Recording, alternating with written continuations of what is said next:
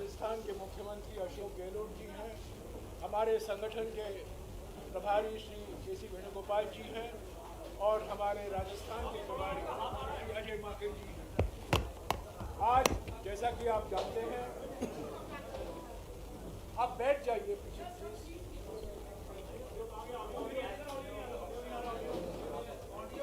Audio Rahul ji क्या आएगी?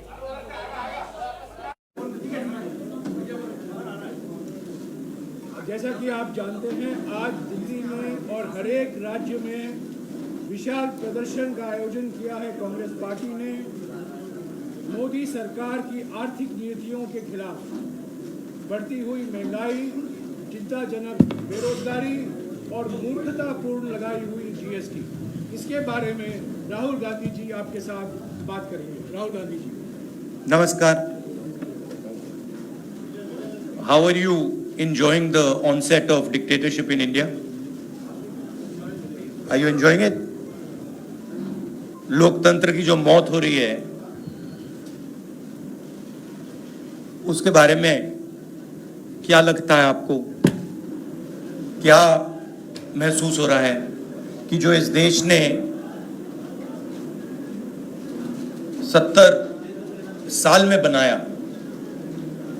उसको 8 साल में खत्म कर दिया गया है। आज हिंदुस्तान में लोकतंत्र नहीं है। आज हिंदुस्तान में 4 लोगों की डिक्टेटरशिप है। हम महंगाई के मुद्दे उठाना चाहते हैं, बेरोजगारी का मुद्दा उठाना चाहते हैं, जो समाज को बांटा जा रहा है उसके बारे में हम चर्चा करना चाहते हैं। यहाँ करना चाहते हैं, पार्लियामेंट हाउस में करना चाहते हैं। हमें ना बोलने दिया जाता है, पार्लियामेंट हाउस में हमें डिबेट नहीं करी जाती, अलाउ करी जाती है, हमें अरेस्ट किया जाता है। ये आज हिंदुस्तान की हालत है। आप सवाल पूछिए।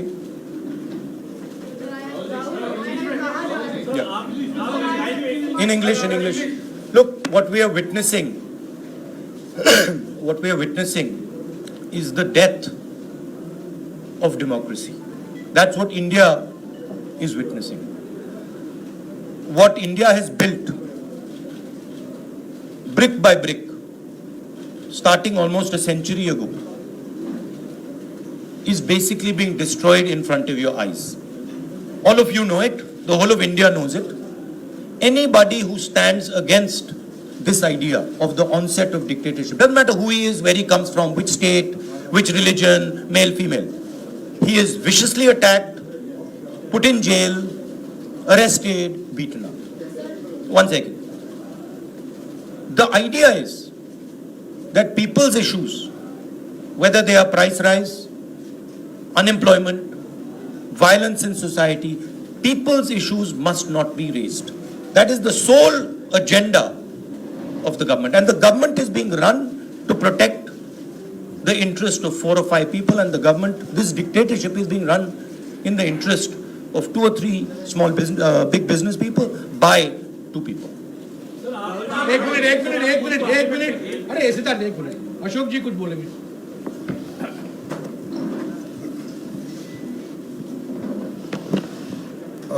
राहुल जी ने जो कहा उसका आप समझ रहे हैं कि देश में क्या हालात हैं। किसी ने हमने कल्पना नहीं की थी कि कभी ये वक्त भी आएगा जब डेमोक्रेसी समाप्त होते हुए देखना पड़ेगा लोगों को। जिस रूप में दर्जा उड़ रही है संविधान की, कोई कल्पना नहीं कर सकता। महंगाई हो, बेरोजगारी हो, जीएसटी हो, जो कुछ भी हो रहा है देश के अंदर, सुनवाई करने वाला कोई नहीं है। ऐसा पहली बार हो रहा है। आज अगर विधानसभा चलती है तब भी हम लोग डीएलओ की मीटिंग नहीं कर पाते जिले के अंदर। विधायकगण, माननीय विधायकगण असेंबली बिजी है। और यहाँ पर आप देखिए खड़गे साहब को, सोनिया जी को, पार्लियामेंट चल रही है और आप बुला रहे हो।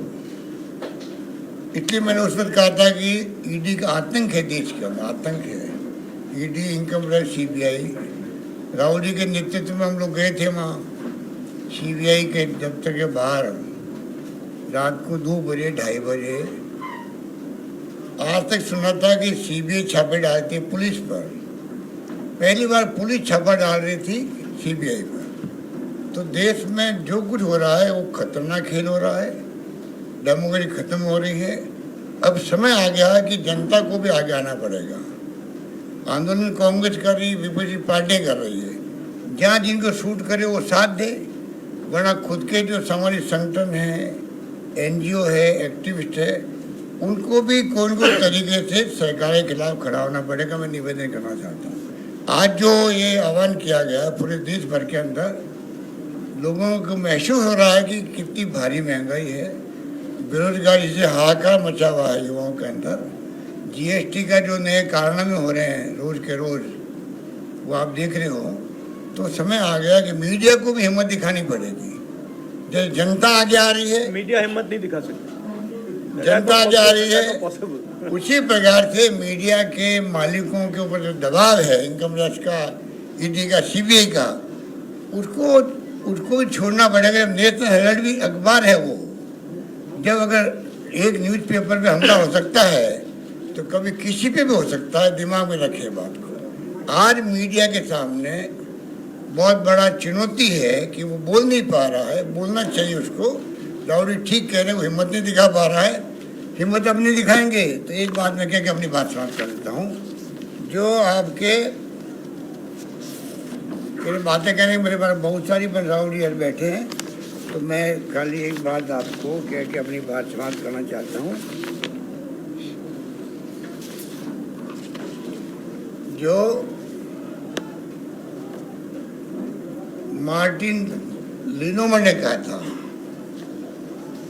जब जर्मनी में हिटलर की तानाशाही हुई थी और विपक्षी बुद्धिजीवी, सामाजिक कार्यकर्ता, पत्रकार, अल्पसंख्यक को निशाने पर लेने लगे, वहाँ की जनता चुप रही, सोचती रही राजनीतिक लड़ाई है।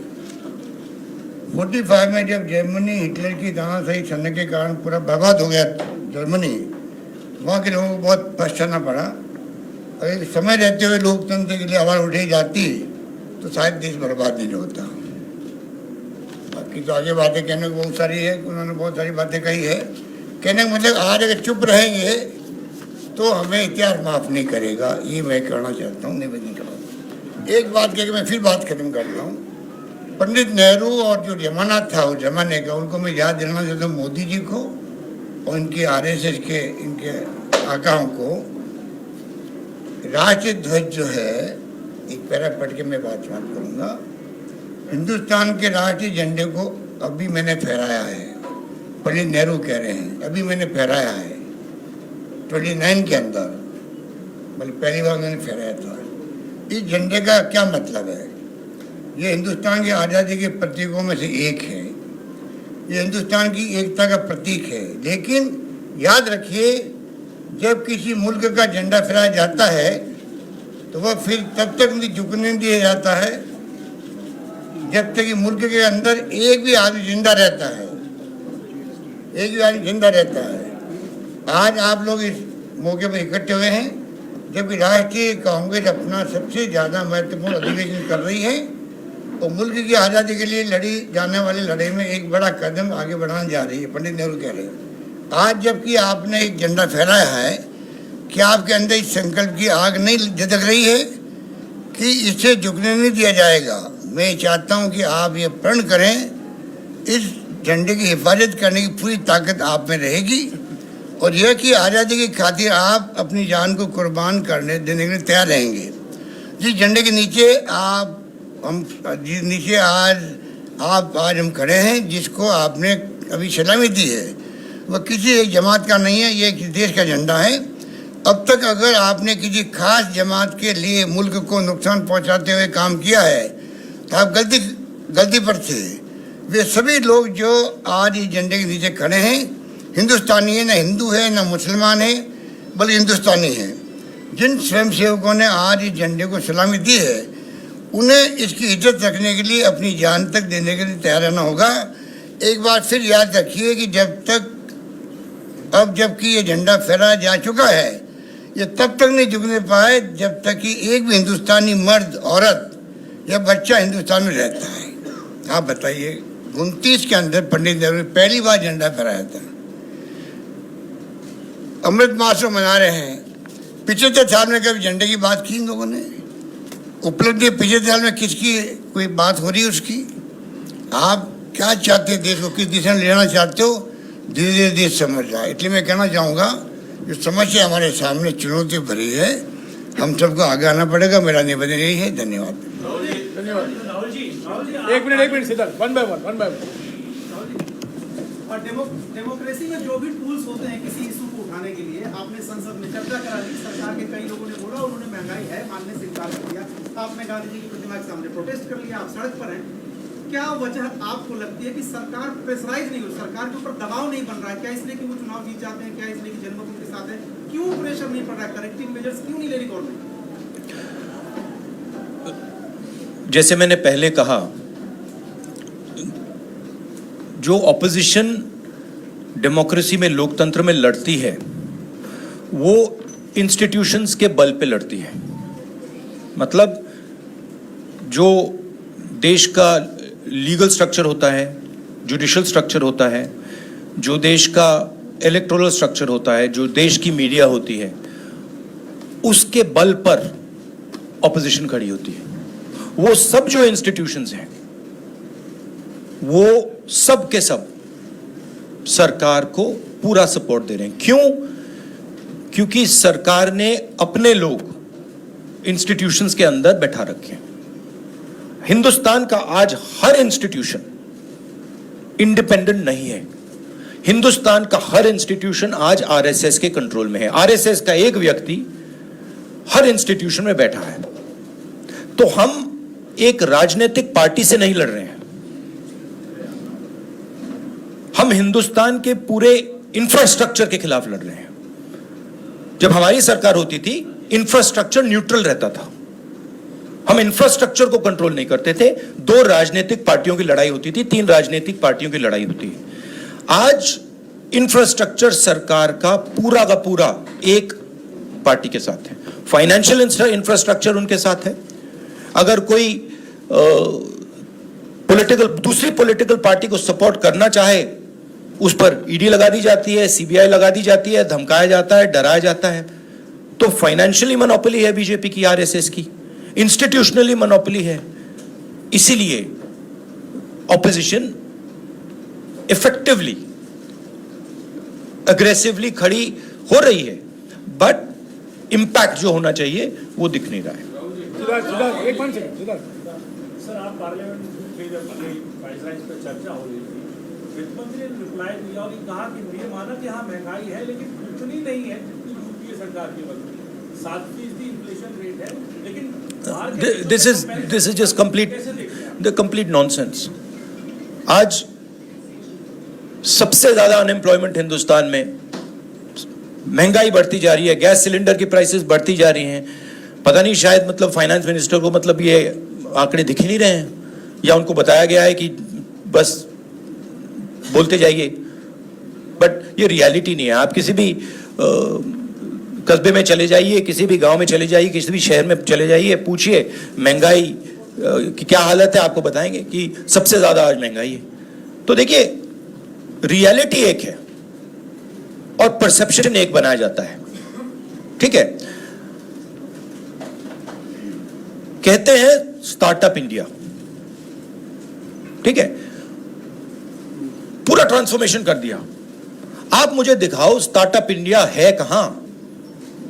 स्टार्टअप इंडिया लोगों को फायर कर रहा है, निकाल रही है स्टार्टअप्स, लोगों को सड़क पे फेंक रही हैं। कोविड में हिंदुस्तान में कोई नहीं मरा। हेल्थ मिनिस्टर आपको कहेंगे कि हिंदुस्तान का परफॉर्मेंस दुनिया के सब देशों से बेहतर था। यूएन आपको कह रहा है कि 5 million people have died, Hindustan की सरकार कह रही है नहीं, वो झूठ बोल रहे हैं। गुजरात में आप जाएंगे, वहां पे मतलब लाशों के ढेर लग गए थे। गंगा में आपने देखा लाखों लोग मरे, मगर नहीं, हिंदुस्तान की सरकार कहती है ये सच्चाई नहीं है। बेरोजगारी बढ़ती जा रही है, हिंदुस्तान की सरकार कहती है सच्चाई नहीं है। महंगाई बढ़ती जा रही है, हिंदुस्तान की सरकार, उनकी जो फाइनेंस मिनिस्टर हैं, कहते हैं नहीं। पूरा कम्युनिकेशन स्ट्रक्चर उनके हाथ में। एक मिनट, शुक्रिया, एक मिनट, आऊंगा, शुक्रिया। सर, आपने हल्ला बोला है महंगाई पे, बेरोजगारी के मुद्दे पे। आप कह रहे हैं कि कम्युनल हार्मनी के लिए हम लोग लड़ रहे हैं, लेकिन सरकार ने उनका हमला आप पर बोल दिया है। How do you see the way barricading happening? You are raising the issues of people. I understand one thing very clearly. The more I raise people's issues, the more I tell the truth in front of you, the more I will be attacked by the government. It's a simple thing.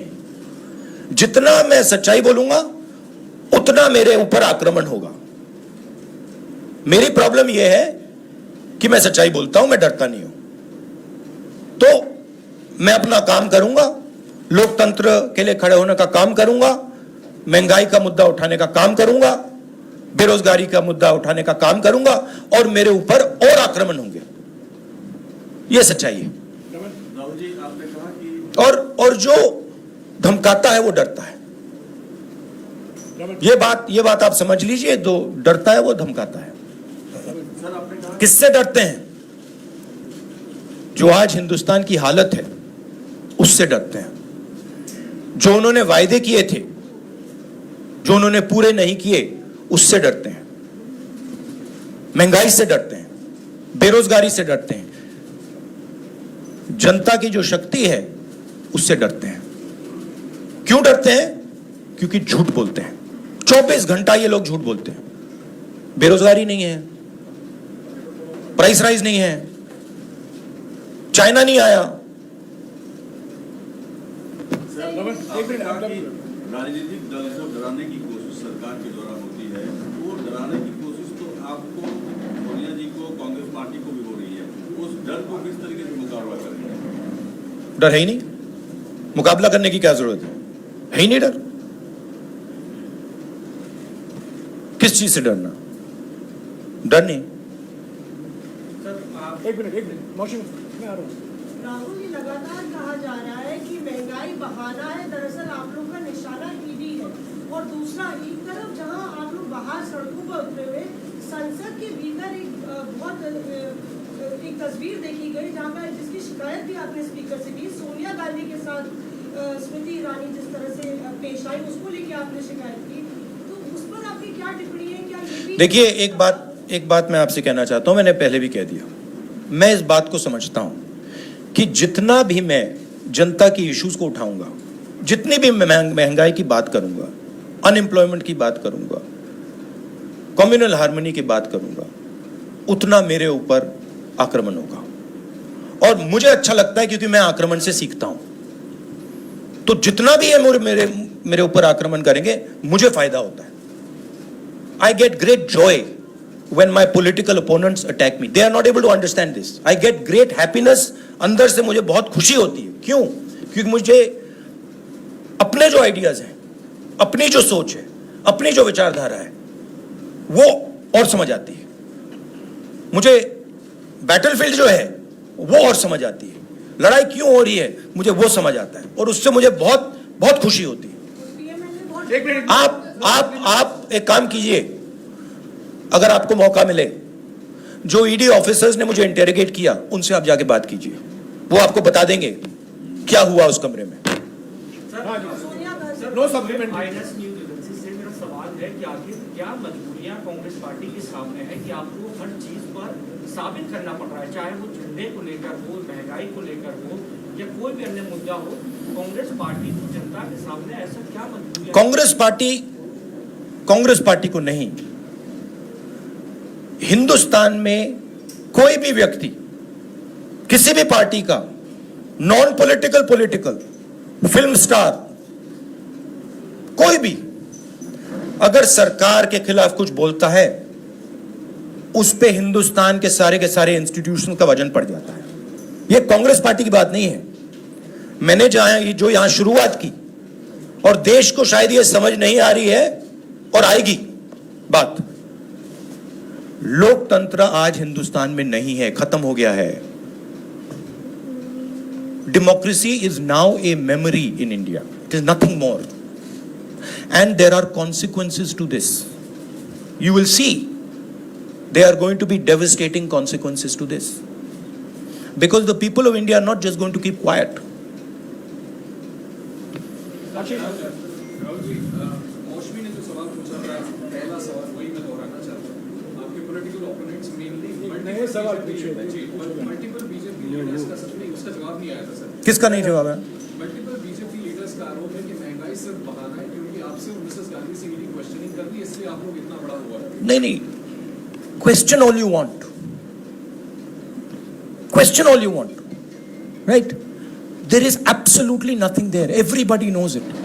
So question all you want. My job is to resist the idea of the RSS. That's my job. And I'm going to do it. The more I do it, the more I will be attacked. The harder I will be attacked. I am happy. Attack me.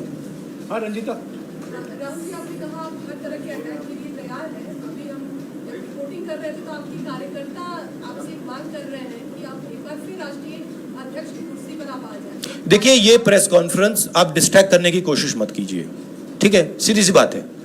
ये press conference महंगाई, बेरोजगारी और देश में जो आज हालत है उसके बारे में है। तो अब उसके बारे में बात करते हैं, क्योंकि वो हिंदुस्तान की जनता के लिए सबसे जरूरी मुद्दा है। ओके विक्रांत, सर सोनिया गांधी ने कहा कि मैं इंदिरा गांधी की बहू हूँ, किसी से नहीं डरती। आपने कहा कि मैं नरेंद्र मोदी से नहीं डरता। तो क्या नरेंद्र मोदी आप लोगों को डरा रहे हैं? कोई तरीका आपको लगता है? मैंने आपको बोला डर नहीं है। क्या डरा रहे हैं? वो डराने की कोशिश करें, करते जाएंगे, कोई फर्क नहीं पड़ता। एक मिनट, एक व्यक्ति सवाल पूछेंगे प्लीज। नहीं, देखिए, ये एक बात समझिए, ये गांधी परिवार पे अटैक क्यों करते हैं? ये गांधी परिवार पे इसलिए अटैक करते हैं क्योंकि हम एक विचारधारा के लिए लड़ते हैं और हमारे जैसे देश में करोड़ों लोग हैं। हम लोकतंत्र के लिए लड़ते हैं, हम कम्युनल हार्मनी के लिए लड़ते हैं और सालों से लड़ रहे हैं। ये सिर्फ मैंने नहीं किया, सालों से हो रहा है। जान दी है मेरे परिवार ने। ये हमारी जिम्मेदारी है, रिस्पॉन्सिबिलिटी है, जो भी आप कहना चाहो, क्योंकि हम इन विचारधाराओं के लिए लड़ते हैं। जब हिंदुस्तान को बांटा जाता है, हिंदू मुसलमान को लड़ाया जाता है, हमें दर्द होता है। जब किसी को दलित कह के मारा जाता है, पीटा जाता है, हमें दर्द होता है। जब किसी महिला को पीटा जाता है, हमें दर्द होता है। इसीलिए हम लड़ते हैं। ये एक परिवार नहीं है, ये एक विचारधारा है। मैं गुजारिश करूंगा, एक एक करके सवाल पूछिए, सबको मौका दिया जाएगा। राहुल जी यहाँ बैठे हुए हैं, सबके सवाल देंगे और इनके सामने कोई टेलीप्रॉम्प्टर भी नहीं है। हाँ Samia.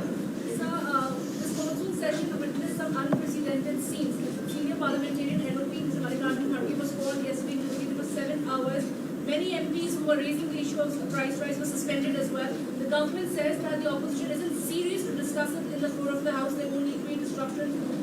You were present. We have been asking for a discussion on price rise. No discussion was allowed. Practically no discussion is allowed in Parliament. The Chinese troops came into India, they occupy India, no discussion is allowed. Unemployment we want to raise, no discussion is allowed. Price rise, no discussion. Agnipath, no discussion. No discussion is allowed. It is much more beneficial for us to have discussion in Parliament. We demolish the government every single time we have a discussion in Parliament. Right? 1 second, please let me speak. Right? We demolish the government every single time we have a discussion. You're aware of it. They don't want a discussion.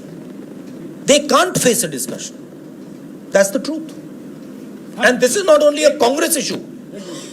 They cannot face a discussion with any opposition party.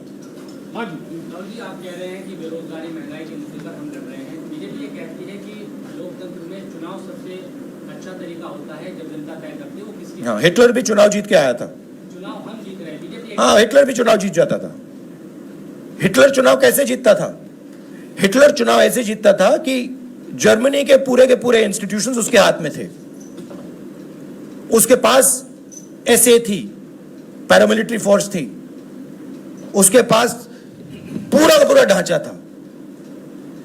मुझे पूरा का पूरा ढांचा दे दो, फिर मैं दिखाऊंगा आपको कैसे इलेक्शन जीता जाता है।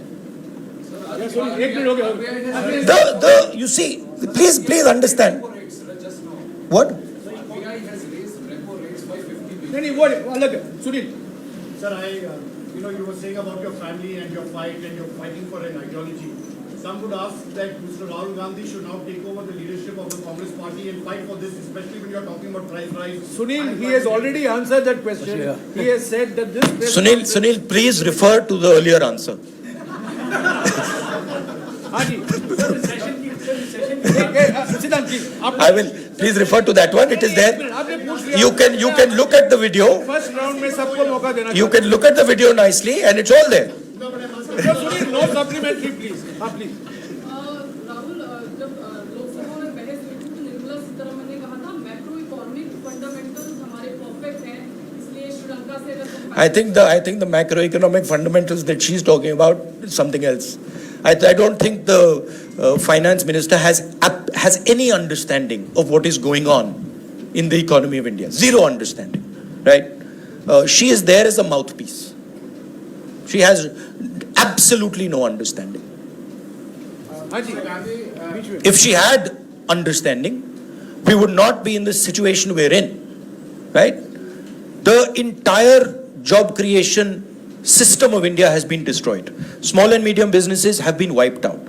We have a GST which is a disaster. Please go and ask any state and they will tell you this GST is a disaster, right? We have the highest unemployment in the country. Price rise across the board. And the finance minister is saying there is no problem.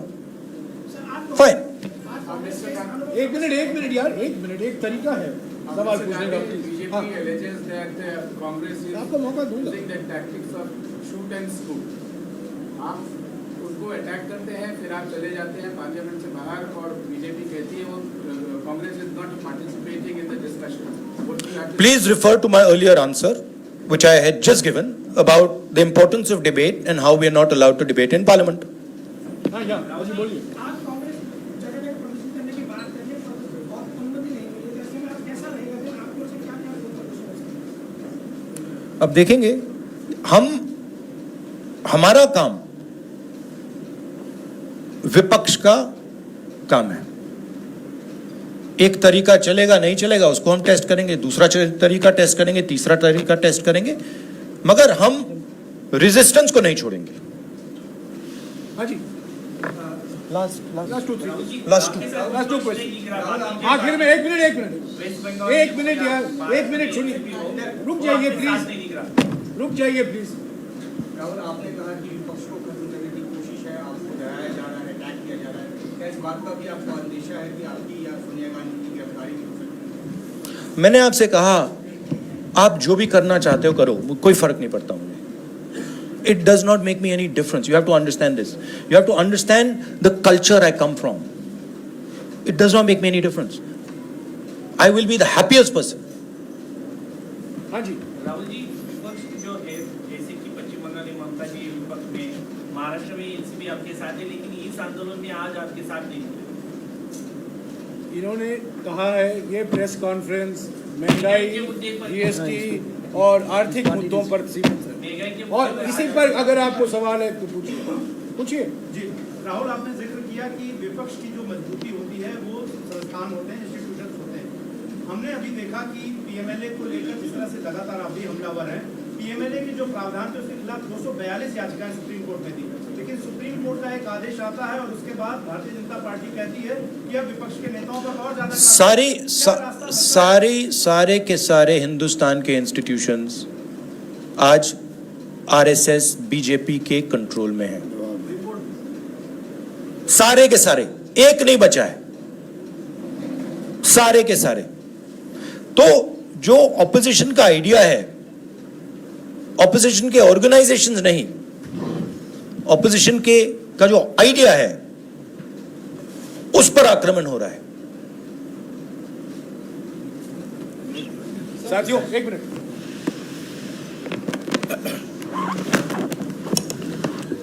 साथियों, जैसा कि आप जानते हैं, अभी 24 number Akbar road से प्रधानमंत्री निवास तक एक मोर्चा निकाला जाएगा। 11 साढ़े 11 बजे को पार्लियामेंट से राइजीना हिल तक एक प्रदर्शन होगा। ये आज का कार्यक्रम है।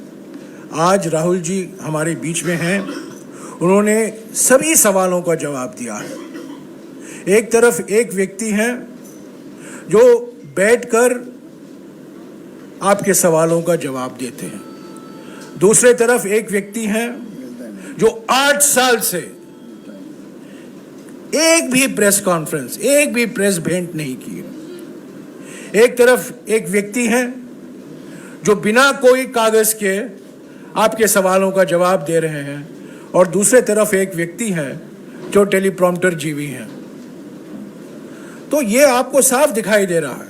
और जब मैं सिर्फ ये कहना चाहता हूं, जो राहुल जी ने अभी कहा, मैं उसको दोहराना चाहता हूं। सबसे मुख्य बात जो राहुल जी ने कही, मेरे विचार में, उन्होंने ये कहा, जो धमकी देते हैं वो डरते हैं, जो राजनीतिक प्रतिशोध में विश्वास रखते हैं वो डरे हुए हैं, और जो लोगों को डराते हैं और जो चर्चा से भागते हैं, जनता के मुद्दों से भागते हैं, वो डरे हुए हैं।